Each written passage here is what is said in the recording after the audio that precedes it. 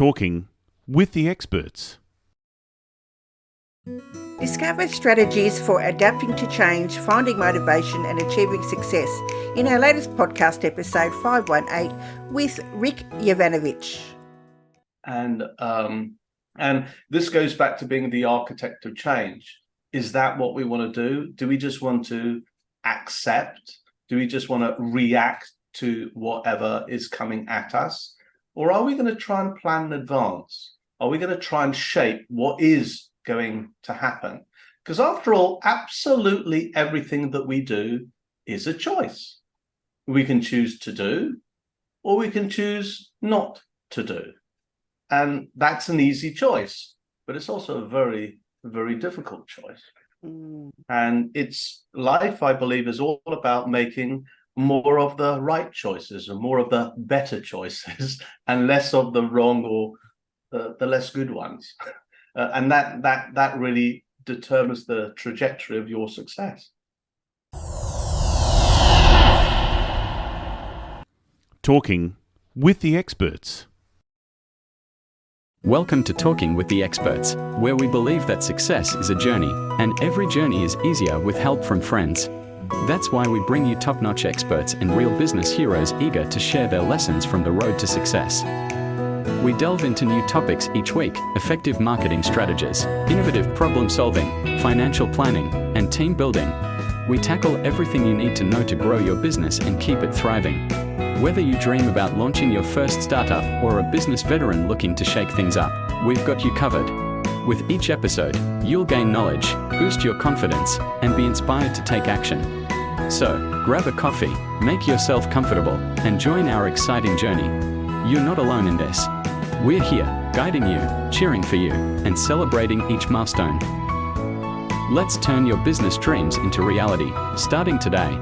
Here is your host, Rose Davidson. Hello and welcome to Talking with the Experts. I'm your host, Rose Davidson from rosedavidson.com. Talking with the Experts is all about business by business owners for business owners. You can find it on all good podcasting streaming platforms and on YouTube. And if you are a service-based business owner looking to start your own podcast, then you've come to the right place. Just reach out to me at rose-davidson.com and click on the Work With Me tab and you'll find all the details there. My guest today is Rick Yvanovich, and we're going to be discussing how to thrive in the new renaissance. And, you know, as we embrace this new renaissance, it's a period of rebirth and innovation, we learn how to adapt and thrive in this ever-changing world. Satisfaction, motivation, finding meaning, and I am okay to fly is all the things that we will be discussing today. Welcome, Rick, and thank you so much for joining me today. Thanks for having me, Rose. Now, before we start, I'd like to share with you and all your listeners a core belief that I hold pretty dear, I think. We all have the potential to be architects of change. Now, we live in this era defined by constant transformation, and our task is not just to keep up, but to actively shape the path forward. Now, if I look at myself, I started out by stacking shelves in a supermarket and learning the ropes of people management as a trainee in Sainsbury's, a supermarket chain in the UK. And then I moved to immersing myself in the more precise world of accounting and later navigating the constantly evolving landscapes of technology and humans. So my story actually demonstrates the power of transformation and what continuous learning can do, and the significant impact that each and every one of us can make. And every day, our actions, whether they are big or whether they are small, they shape our future.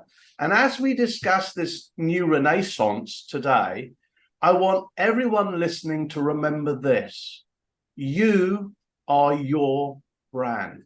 And every decision you make is part of the unique story about crafting yourself. How you react, how you adapt and how you innovate in the face of all this change that's happening will define your story and your legacy. This belief, which is inspiring each of us to aim continuously for consistently higher achievement, is the cornerstone of my work and my life purpose. So as we dive into this discussion today, let's not just think about adapting to change, but about how we can define it. After all, when we embrace our unique qualities and we strive for this personal growth, we're not just participants, but we're catalysts in our ever-changing business as unusual world.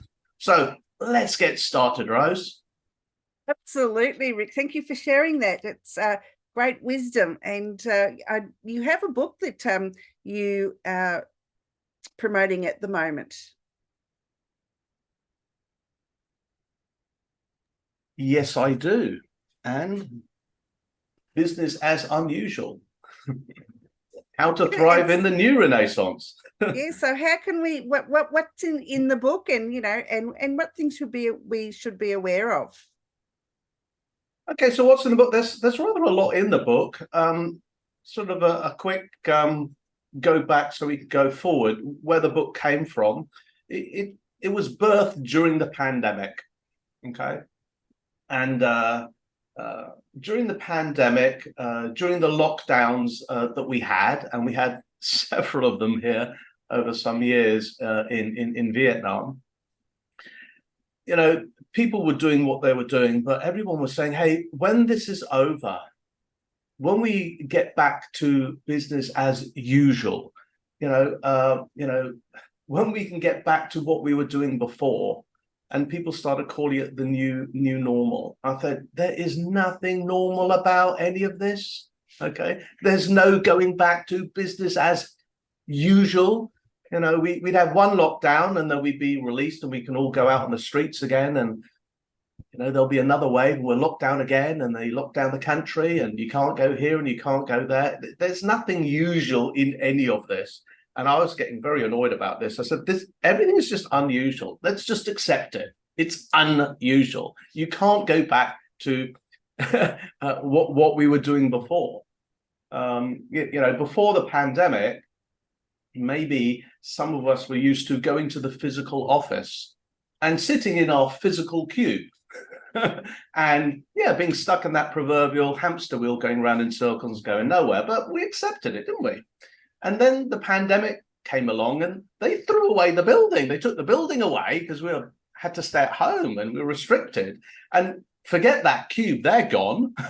and that hamster wheel, well, that's been taken away as well. So what I've seen and what I felt during all of this is that we're still not going anywhere. There's a bit of a sort of a generalization there, but too many people, unfortunately, feel as if they're not going anywhere.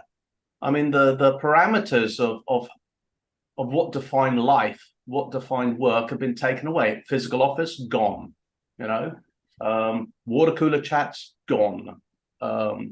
Maybe beers on a Friday night, gone. The cube, gone. The hamster wheel, everything gone. So, what is the point of all of this? And I think we've seen this because it hasn't settled down yet. As people were forced to leave because they were downsized. Nice way of saying they were fired. But it's not necessarily in a nasty way, because our biggest vertical in what we do globally is we provide services, accounting services, to hotels. And the number of hotels that actually went out of business, they went completely bankrupt. And the calls that we had over the years of the COVID, speaking to people, they're just crying. I mean, they've had to let everyone go. It's been devastating. But then, apart from those people who got retrenched or whatever, there are other people who say, I'm just not happy when the doors did open again and you were allowed to trickle back in, whether you wanted to or not. People have been moving around. So they've been quitting and going somewhere else because the grass is greener. And unfortunately, the grass isn't necessarily greener. And so they've had to leave a second or a third time. So this great reshuffle, the great resignation, the great insert whatever word that you want, is still happening. So this is where Business as Unusual came from, because I realized that, wow, people are lost. We don't know what to do. And now we need more than ever. We need a reason to do what we do, whatever it is. So how are we supposed to find that? Because we've never really had to think about it before, because maybe we were just lulled into that, turn up, go into that cube and get into that hamster wheel again. We've been lulled into that, or millions of us have done. So what I did in the book was to try and get people out of that funk, as it were, provide a framework that people can follow. It's worked for me. It's worked for others. I'm not saying it's going to work for you, but if you've never tried it, you've got to try it. You don't know if you like it, or you don't know if it's going to work for you if you've never tried it before. And in this book, I put as much as I know as possible in there. Okay, so there's a lot in there. And these are all little tools that I use myself, or tools that I've tried. I go, don't quite like that, but I can see what's good in that one, and I can see what's good in that one, and I can see what's good in that one. So I'll cherry pick from each of them, and I'll come up with something new. And I said, this works for me. So whether I use the tools or don't, these are all the tools that I've tried and tested, and I put them all in the book, and it's like a big toolbox. Hey, try them as well. Okay, and you may find, yeah, that one doesn't work for me, but this one does. That's just what I've been looking for. And all these things are just there to help us try and get some meaning back in our lives, try and get some purpose back in, find our why, find our life purpose. So, my hope is that it's going to trigger that aha moment for at least one person. And if I've done that, I'll feel a lot better. I think my job has been done and is continuing to be done. I just want to help people. I don't like the fact that people are not as happy as they used to be, even if they weren't happy in the first place. Yeah, I know that the world is changed in so many ways, and I like your new renaissance rather than the new normal, because what is normal? Nothing is normal, and we're still subject or can be subjected to lockdowns, because this virus is going to be with us forever and a day now, and it would never go. Absolutely. So absolutely. I mean, I was in the US last month doing a keynote, and one of the conference organizers didn't turn up on the second day, and then they announced, she's got COVID, so she's been confined to her room. Great. It hasn't gone away, except just the way that we react to it has changed. Yeah. We've accepted it. Okay, rightly or wrongly, we've accepted it. And this goes back to being the architect of change. Is that what we want to do? Do we just want to accept? Do we just want to react to whatever is coming at us? Or are we going to try and plan in advance? Are we going to try and shape what is going to happen? Because after all, absolutely everything that we do is a choice. We can choose to do, or we can choose not to do. And that's an easy choice, but it's also a very, very difficult choice. And it's life, I believe, is all about making more of the right choices and more of the better choices and less of the wrong or the less good ones. And that really determines the trajectory of your success. Yeah, I agree. I think we do have more choices now than what we used to have. We can work from home, we can work, go to the office, or we can have a combination of both, where we didn't have that luxury before. And I have noticed that more and more people are choosing to work from home because they find it less stressful. Absolutely. And they can, still work in their pajamas if they choose to.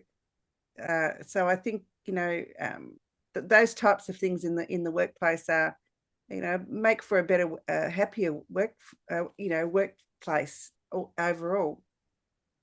I think it's introducing flexibility. And this is why I don't think the dust has not settled, because we haven't worked it out yet. No. And if we look at the extremes that have been happening, or the trials, or whatever label people want to stick on it, some organizations are saying you must come back in the office. We're going to go back to the way it was before. You come into the office, 9 to 5 as normal, just get back on in here. All right, that's one extreme. And then the other extreme is you can't come back to the office. You've got to stay at home or wherever you want to work from, but you're not coming back to the office because we don't have one anymore. Do you realize how much money we save by not having to rent these offices? So we just got rid of them. Okay, they're two extremes. Now, if you have to go back in the office and you like work at home, that's no longer going to work for you very well. You're going to feel slightly out of place, uncomfortable about it. Conversely, if you like working in the office all the time and you have to work at home, that's the other extreme. That doesn't work for you either. Now, that's a massive spectrum between the two. And we've seen these trials, or whatever you want to call them. Some people say, all right, it's a hybrid. You need to come into the office on a Wednesday or on a Tuesday, or insert name of day, or certain days during the week. That's another type of hybrid. The other hybrid is, yes, you can come into the office if you want, as long as it's one day a week, but we're not going to specify the day. I mean, there are so many permutations. And as a business owner myself, I sort of ask myself, what rule do I come up with? I mean, literally, what rule do I come up with? And it really doesn't matter whatever I come up with, because it's going to be wrong. Okay, so the rule I came up with is you can work from wherever you want. If you want to come to the office, come into the office. If you don't want to come to the office, don't come into the office. If you want to work from the beach, work from the beach. If you want to come in one day a week, knock yourself out. Come out one day a week. Obviously, if you need to get together with other people, arrange it with the other people so you can get together in the same place. It doesn't have to be the office. You can go to a coffee shop. I really don't mind. And it seemed logical to me. But then I have other people, I can hear the murmurings, because I've spoken to some people, and they've said, yeah, you've really got to tell us how many days we got to come in, because then we know how many days we need to come in. I go, well, it's up to you. This is no, but you've got to tell us. Yeah. Some people just really like to find structure, don't they? Yeah. So that's a very, very good point that you said there. Some people like structure. So it might make sense to say, hey, let's make it super flexible. But by making it super flexible, some people will say that's not enough structure for them. And if it's not enough structure for them, then that could be conflicting to their own internal values. And now we have a bit of an engagement problem. They're not going to be engaged. They're not going to feel so happy just because of that thing. And the difficult question to answer is, are they the right people for the organization? Because of the rules have changed, whatever they were in the first place, they've been thrown out the window. And the new rules, whatever they are, these super flexible ones, are being redefined. And at best, they're a work in progress. They're a work in progress. And it means that the culture of the organization is changing. It's definitely changing. And if you want more structure, they're going to be companies that are highly structured. And they're saying, yeah, come back into the office all the time. And they're the ones that says, no, be very, very, very agile, be very flexible and come in when you want. Just get the work done. So it's a tricky one. It is. So, Rick, have you noticed a difference between generational, workers, whether they're baby boomers or Gen X or Gen Y? Have you noticed, different ways that people are interacting with this new renaissance? Yes, that's a great question. Good observation. I myself am a baby boomer, so I can get to speak to myself and the few other baby boomers that we have in the organization. Now, baby boomers are usually defined as, put your head down, work like crazy, job for life, just get on with it, suck it up. Okay. That's what our generation do. So when I look at the baby boomers that we have, whether we like it or not, we accept it and we're just going to get on with it and we're going to get the job done. That's just how we're wired. Now, I used to turn up to the office every single day, and in the past, the last 30 years of this, the company's 30 years old next year. In the last 30 years, I've tried working from home 3 times. Okay, the first time it worked because I started the company out of the dining room, so that doesn't count, that's cheating. But the next 2 times did not work. At one time I was working out of Singapore and commuting to Vietnam. Another time I was working out at my home in Switzerland. Even though I had an office in Switzerland, I was still commuting to Vietnam. So both of those were not good from a work front. But the pandemic sort of forced us to be at home for a long time. I don't know how many months we had to not leave the home here. And whether I liked it or not, I got used to working from home. And even though my office is only literally 15 minutes down the road, and it's a very, very nice office, I still prefer to work from home because so many of the interactions now are like this. They're on Zoom or on Teams or on Google or insert name of platform that you're using. And when the office reopened and we were allowed to congregate, more than one person, and I started going back to the office, literally for the first month or 2, I was realizing that I was going in, but I wasn't meeting anybody because they were at the other end of the camera. And I thought, what is the point? So I found out that I actually enjoy working from home. Not that I like working in my pajamas, I've got my suit on as usual. I'm not a work in my pajamas person, but it's just adjusting the hours, adjusting the hours.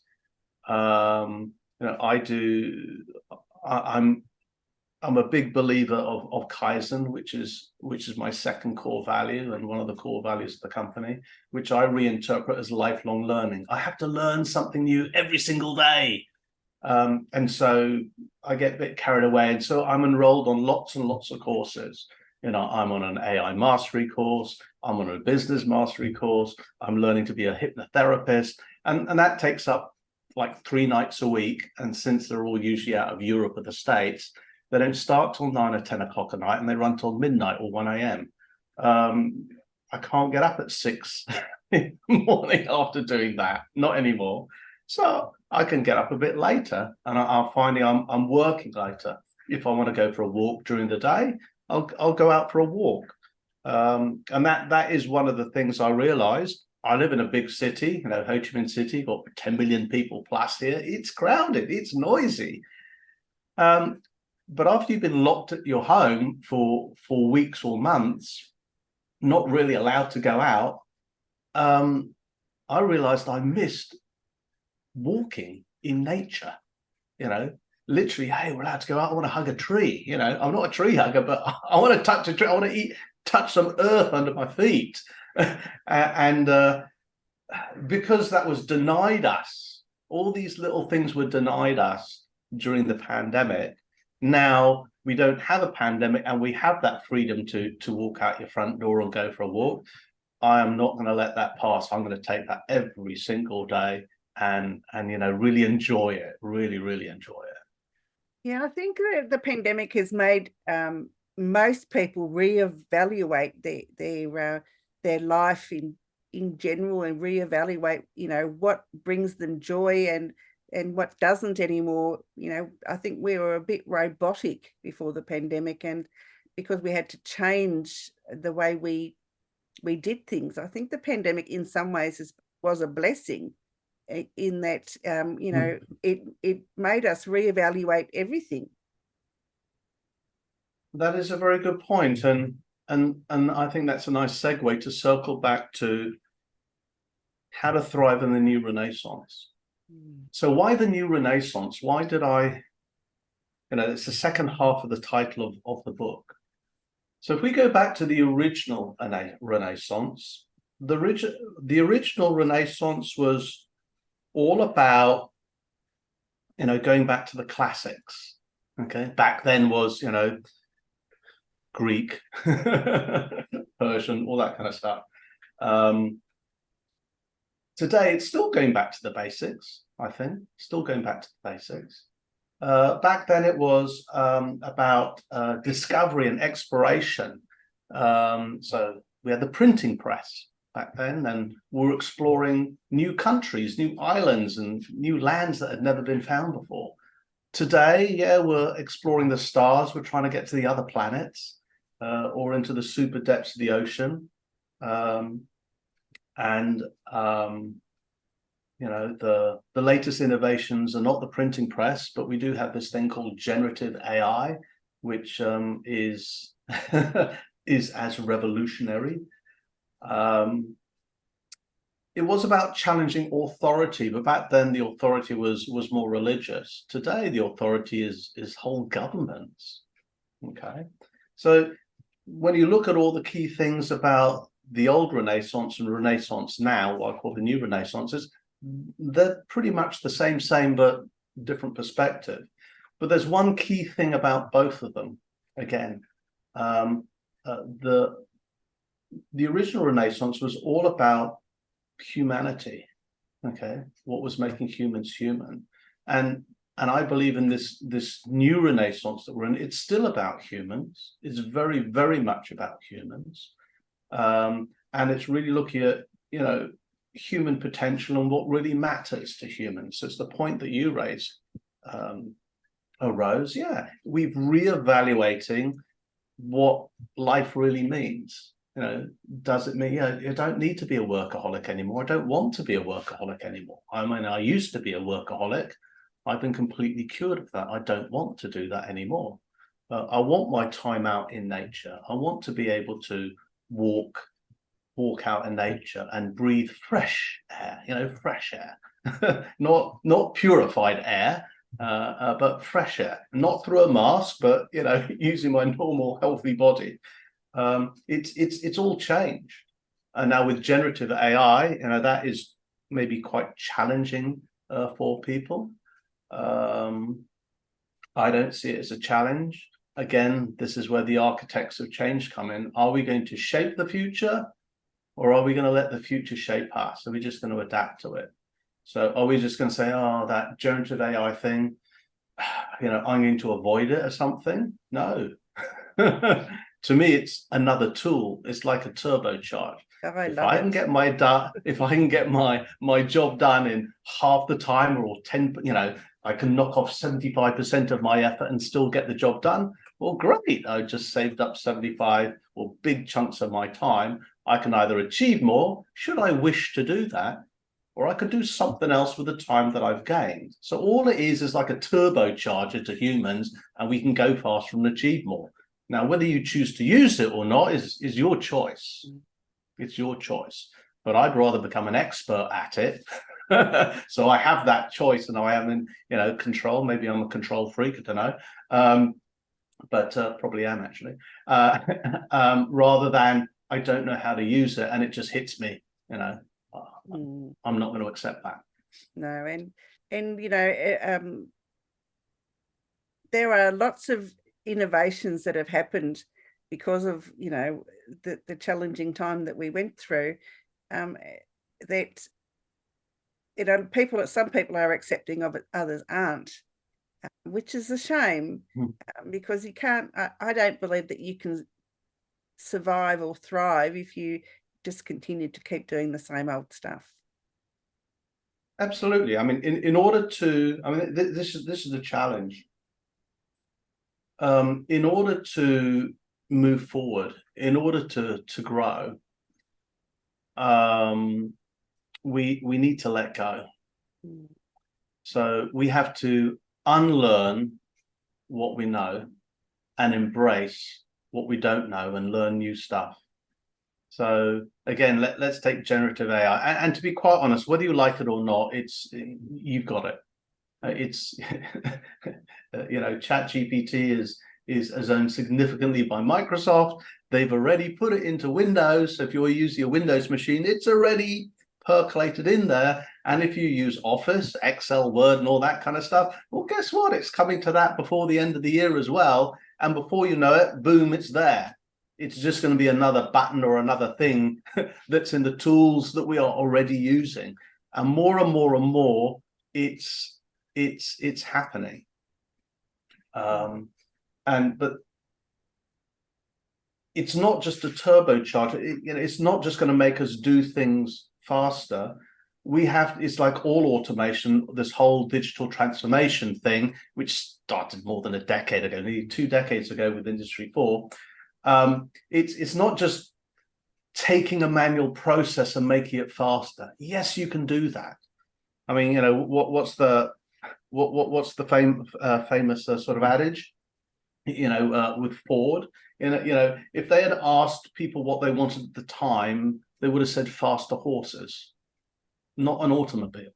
Okay, so great, we got this new generative AI and it can turbocharge things, but is that all we're going to do with it? Just do what we're doing but faster? Or are we going to think way beyond that and say, all right, now what can we do if we have this tool? What can we create with this? Really, what can we create with this? And that creativity is a very, very human trait. Absolutely. Okay? That ability to create and to ideate is very, very powerful, because after all this generative AI is doing, it's just regurgitating the knowledge that we fed it.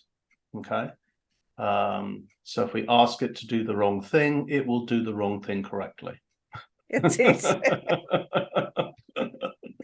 Rick, it's been an absolute pleasure talking to you today. It's I've been mesmerized by all of the things that you've shared today with us, and I find it that we're like-minded in lots of ways. If people wanted to reach out to you, Rick, where could they find you? Okay, there are a few ways that you can find me. You can go onto Google and just search my name, Rick Yvanovich.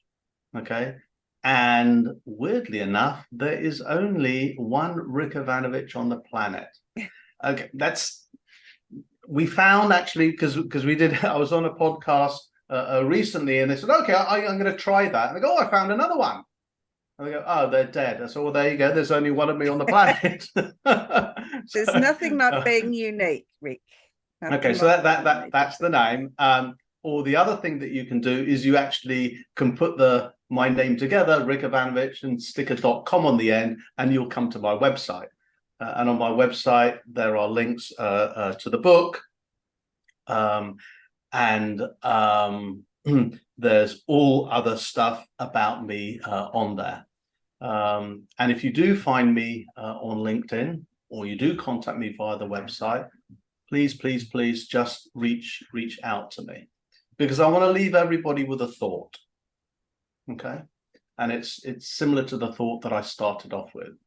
Remember, we are not just participants in this ever-changing world, but we must be architects shaping the course of our own lives, our own careers, and the world around us. So I encourage you all to embrace the change and define it, not just adapt to it. Be the catalyst in your own business as unusual world, because the transformation starts with you, and I'm eager to hear about your journeys. So, Rose, I'd like to express my gratitude to you for having me on your podcast today. It's been a fascinating conversation. Love your questions. And I hope our listeners have enjoyed it as much as I have. And to all our listeners, I really, really appreciate and I'm grateful for your time and attention. And I look forward to hearing from some of you, learning from your experiences, and perhaps sharing more in-depth future discussions. So thank you again, Rose, and to all our listeners for this wonderful change. Until we meet and speak next time. Wonderful, Rick. Thank you so much. And just before we go, where can people find your book at? They can find my book, so go to rickyvanovich.com, and we have links to Barnes & Noble, we have links to Kobo, and we have links to big old Amazon. Wonderful. And it's currently available as an ebook, and it is available as a paperback. Terrific. All right, but I look forward to having a further discussion with you sometime into the future, Rick. Look forward to it, Rose. Thank you. Bye-bye for now. Bye. You've been listening to Talking with the Experts, hosted by Rose Davidson. Make sure you have a look at our back catalogue over at talkingwiththeexperts.com. And be sure to subscribe to our podcast so you don't miss out on any episode. We look forward to your company next time.